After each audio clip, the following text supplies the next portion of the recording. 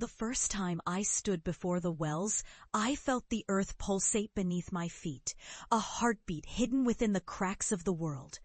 My family, though, dismissed it as lunacy.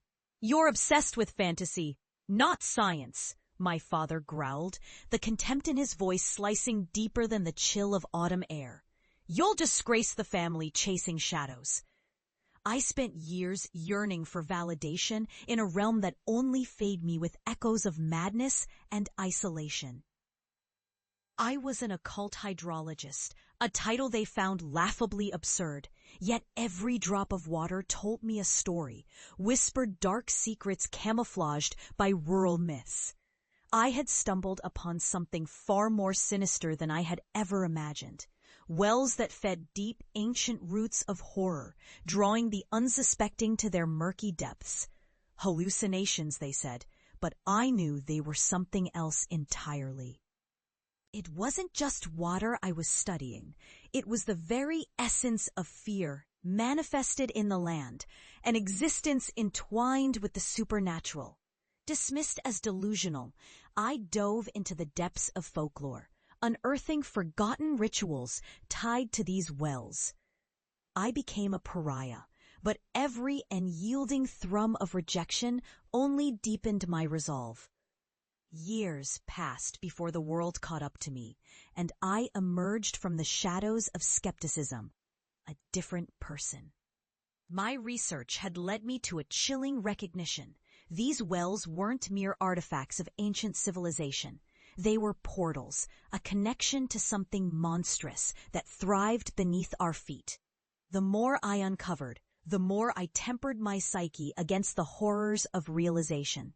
The very fears my family had mocked now echoed in their hearts. I returned home, no longer the caricature they had created. I was a renowned expert, celebrated for unmasking the hidden terrors that others would rather ignore. I stood at the threshold of my childhood home, the echoes of their laughter still ringing in my ears. But this time, it was quiet. They had all heard the rumors. The things I had unearthed were no longer just stories spat from the lips of a madman. "Look who crawled back," my brother sneered as I stepped inside, though there was an uneasy hesitation in his voice. My mother's eyes widened, both pride and terror swirling in her gaze. The entire family had gathered, a makeshift audience to witness the spectacle of my return. And they were not prepared for what I had brought with me. I had carried remnants of my research back, samples, records, sketches of the grotesque truths that had scratched at the edges of my consciousness. Yet there was something more, an unspeakable weight lurking in the shadows of my past. I had learned to harness the energies of the wells. And part of me wanted to show them what lay beneath their mocking facade. "Do you believe me now?" I asked, voice cold and steady as ice. My father scoffed, but there was a tremor beneath his bravado. "You've just become a charlatan, a freak selling stories. You think you're some oracle?" I looked at them, eyes blazing with a blend of vindication and dread. "You'll see." With that, I initiated a ritual I had perfected to awaken the ancient spirits attached to the wells. The air thickened with tension as I brought forth the esoteric incantations. Air vibrating with energy that felt both electric and ominous. As the words slipped from my lips, the lights flickered, shadows coiling like snakes around us. The walls of the house began to tremble, dust cascading from the rafters, and then, from the corner of the living room, a low, resonant hum emanated, echoing the very pulse I had felt years before at the wells. "Just a trick," my mother shrieked, her face paling. But something in her tone had shifted.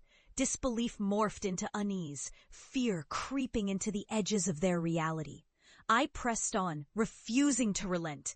The room darkened, shadows twisting and converging into shapes too grotesque to comprehend.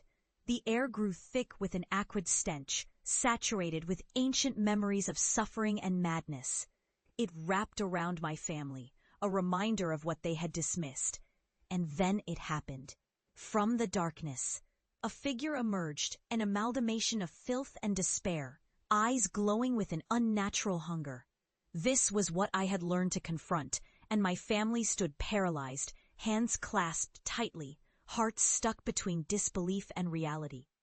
"Do you still think it's all just in my head?" I asked, voice trembling with the weight of my own triumph and horror.